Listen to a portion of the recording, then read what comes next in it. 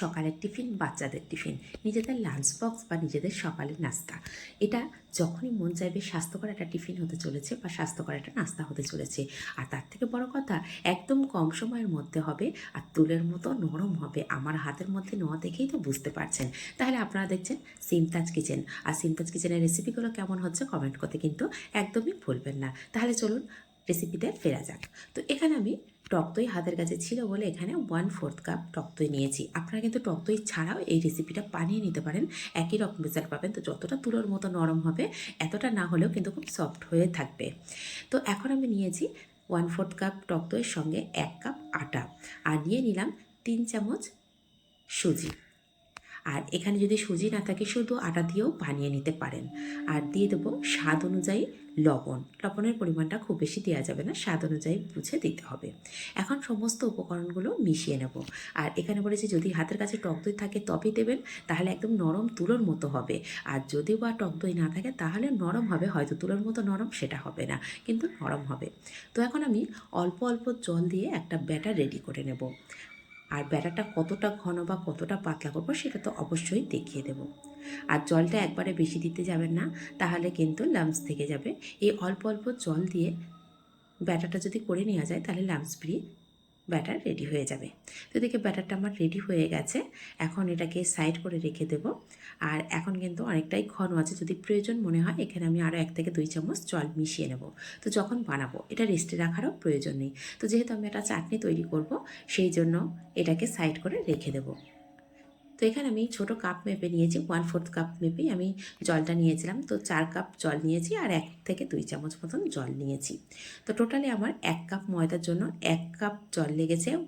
1/4 cup টক দই দিয়েছি আর ছোটো চা চামচে 2 চামচ এখানে জল ব্যবহার করেছি।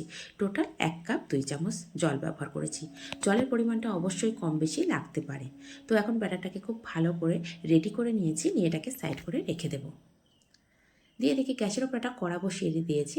কড়াটা গরম হয়ে গেছে, এখানে দিয়ে দিয়েছি সামান্য একটু তেল, দিয়ে দিলাম 5-6 কোয়া রসুন, আর দিয়েছি হাফ চামচ জিরে, দিয়ে একটু ভালো করে ভাজা করে নেব।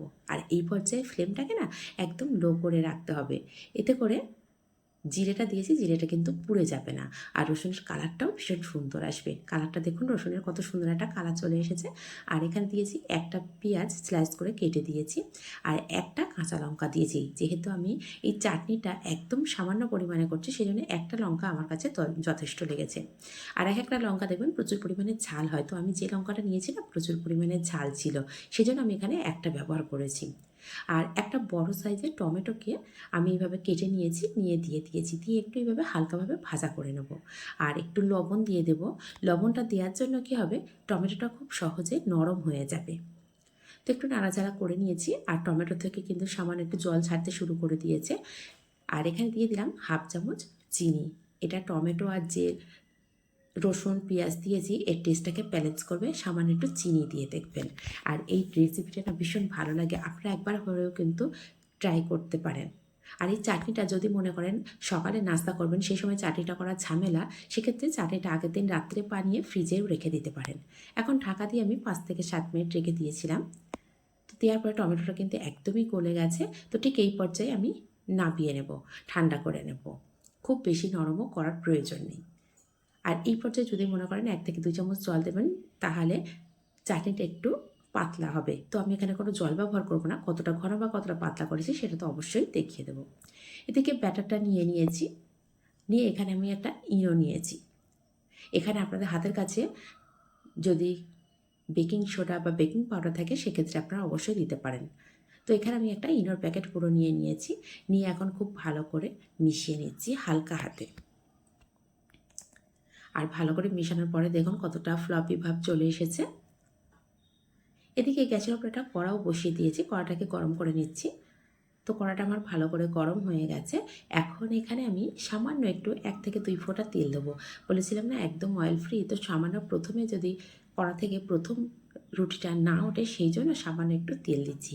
আর কিন্তু তেল দেওয়ার একদমই প্রয়োজন নেই, সম্পূর্ণ তেল ছাড়াই রেসিপিটা কিন্তু রেডি হয়ে যাবে। আর এটা একদম সহজে কম সময়ের মধ্যে আপনারা রেডি করে নিতে পারেন। তখন এখান থেকে আমি ব্যাটার নিয়ে নিচ্ছি, নিয়ে 1 থেকে 1.5 হাতা আমি ব্যাটার দিয়ে দেবো। তো আরও হাফ হাতা ব্যাটার দিয়ে দিলাম, দিয়ে এটাকে কোনো ছড়িয়ে দিলাম না, এক জায়গায় দিলাম। এই ব্যাটারটার থিকনেসটা দেখেই বুঝতে পারছেন চারিদিকে কিন্তু হয়ে গেছে। দিয়ে আমি এটাকে ঢাকা দিয়েছি। দেওয়ার পরে কতটা বাবলস উঠেছে আর কতটা ছিদ্র হয়েছে সেটা তো দেখেই বুঝতে পারছেন।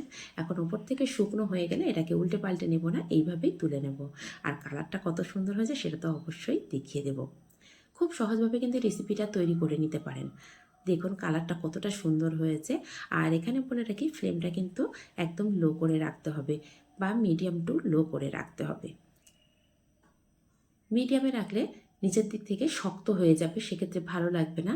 আর লো রেখে দিলে কী হবে, ধীরে ধীরে হবে রুটিটা, এদিকে সফট থাকবে অনেক টাইম ধরে। ঠিক আবারও আমি 1.5 হাতা ব্যাটার নিয়েছি, নিয়ে ঠিক একইভাবে ঢাকা দিয়ে রেডি করে নিচ্ছি। আর একদম তাড়াতাড়ি হয়ে যায় রেসিপিটা। আপনারা একবার হলেও কিন্তু বাড়িতে বানিয়ে দেখতে পারেন যে কত সহজে এই রেসিপিটা বানিয়ে নেওয়া যায়। বাচ্চাদের সকালের টিফিনেও কিন্তু এই রেসিপিটা দিতে পারেন, বাচ্চারা ভীষণ পছন্দ করে খাবে। আর এদিকে টমেটোর যে চাটনিটা করব সেটা কিন্তু একদম ঠান্ডা হয়ে গেছে, পারফেক্টভাবে ঠান্ডা হয়ে গেছে। এখন আমি এটা মিক্সি জারের মধ্যে নিয়ে নিচ্ছি, নিয়ে এটাকে আমি পেস্ট করে নেব। তো পেস্ট করে নিয়েছি। এখন এর মধ্যে আমি দিয়ে দেব সামান্য একটু ধনেপাতা। এতে করে টেস্টটা আরও বেড়ে যাবে। একবার হলে এই চাটনির রেসিপিটা কিন্তু বাড়িতে ট্রাই করতে পারেন। এটা ইডলি ধোসার সাথেও খেয়ে দেখবেন, ভীষণ ভালো লাগে। তো এইভাবে পেস্টটা করা রেডি হয়ে গেছে আমার। এখন এটাকে একটা বাটির মধ্যে ঢেলে নেব। আবারও বলছি, চাটনিটা কিন্তু আগের দিন রাত্রে রেডি করে রাখতে পারেন, তাহলে কিন্তু সকালের এই নাস্তাটা একদম ঝটপট রেডি করে নিতে পারবেন। আর ব্যাটারটা তো একদমই রেস্টে রাখার প্রয়োজন নেই। আমি শুধু চাটনিটা একসঙ্গে করেছি বলেই কিন্তু রেস্টটা পেয়েছে, রেস্টে রাখার কোনো প্রয়োজনই নেই। এদিকে চাটনিটাকে সাইড করে আবারও এইভাবে আরেকটা রেডি করে দেখাচ্ছি। আমি এতক্ষণ ঢাকা দিয়ে রেখেছিলাম, ঢাকনা দেওয়া ছাড়াও কিন্তু এত সুন্দর ছিদ্রযুক্ত একটা রেসিপি কিন্তু তৈরি হয়ে যাবে। তো দেখুন কত সুন্দর বাবলস উঠছে। আর এই রেসিপিটা খুব সুন্দর হয়েছে, বিশেষ করে একদম তুলোর মতো নরম হয়। যদি হাতের কাছে টক দই না থাকে সেক্ষেত্রে হয়তো তুলোর মতো নরম হবে না, কিন্তু নরম হবে। আর এটা আমি রেখে দিয়েছিলাম একদিন ধরে, ভীষণ নরম ছিল, মানে বেশি ছিল বলে রেখে দিয়েছিলাম। তো এটা ভীষণ নরম হয়েছে। একবার হলো বাড়িতে কিন্তু এইভাবে বানিয়ে দেখতে পারেন। আর প্রত্যেকটার কালারটা কতটা সুন্দর এসেছে। এই কালারটা সুন্দর আসার কারণই হচ্ছে কিন্তু ফ্লেমটা লো রাখার জন্য, বা মিডিয়াম টু লো রেখে দিতে পারেন। তো সমস্তটাই কালার সুন্দর এসেছে আর খেতে ভীষণ ভীষণ টেস্ট হয়েছে। একবার হলো বাড়িতে এভাবে বানিয়ে দেখতে পারেন। আর সিমতাজ কিচেনের রেসিপিগুলো কেমন হচ্ছে কমেন্ট করতে কিন্তু একদমই ভুলবেন না। যদি একটু হলেও আপনাদের ভালো লেগে থাকে, প্লিজ চ্যানেলটিকে সাবস্ক্রাইব করে পাশে থাকা বেল আইকনটি প্রেস করে রাখবেন। যখনই কোনো নিত্য নতুন রেসিপি আপলোড করব সবার আগে পৌঁছে যাবে আপনাদের কাছে। তো এখন আমি একটু টেস্ট করে দেখছি। বিশ্বাস করুন ভীষণ ভীষণ সুন্দর হয়েছে। একবার হলেও কিন্তু আপনারা ট্রাই করে দেখতে পারেন। সবাই প্রশংসা করবে এই রেসিপিটা। আর বিশেষ করে চাটনিটা একটু ঝাল ঝাল হবে, আর রসুনের পরিমাণটা একটু বেশি দেবেন, খেয়ে দেখবেন ভীষণ পরিমাণে টেস্ট লাগে। একবার হলেও তাহলে এই পর্যন্ত বানিয়ে দেখতে পারেন। তাহলে আজ এই পর্যন্ত, আবার আসবো অন্য কোনো রেসিপি নিয়ে। ধন্যবাদ।